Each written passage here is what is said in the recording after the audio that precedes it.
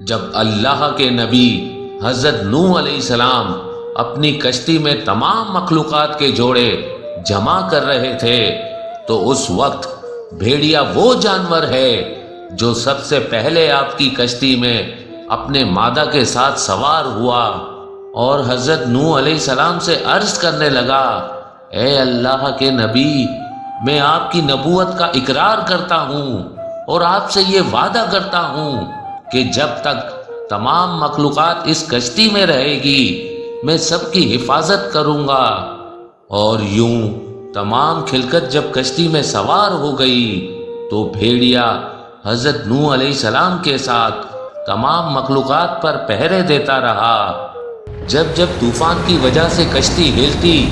اگر کوئی جانور گھبرا بھی جاتا تو یہ بھیڑیا ہی تھا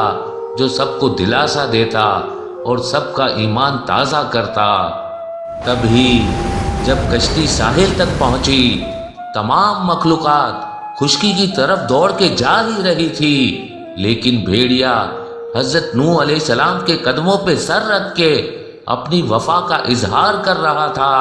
اور یہ گزارش کر رہا تھا کہ اے اللہ کے نبی، کیا میری ذمہ داری میں کوئی کوتاہی تو نہیں ہوئی؟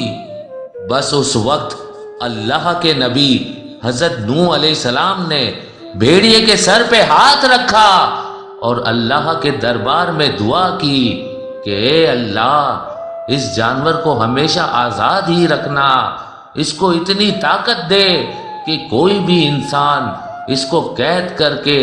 غلام نہ بنائے۔ اور یوں اللہ نے حضرت نوح علیہ السلام کی دعا کو قبول کر دیا۔ آج بھی بھیڑیے کو گھروں میں پالنا بالکل ناممکن ہے،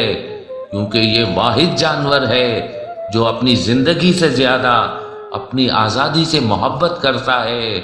بھوکا رہ سکتا ہے لیکن قید کو پسند نہیں کرتا۔ اور آج بھی جب بھی بھیڑیا جنگل میں کسی انسان کو مارنے آ جائے تو اگر انسان ٹھہر کے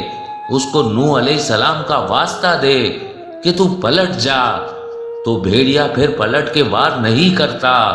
اور پچھلے پاؤں لوٹ جاتا ہے۔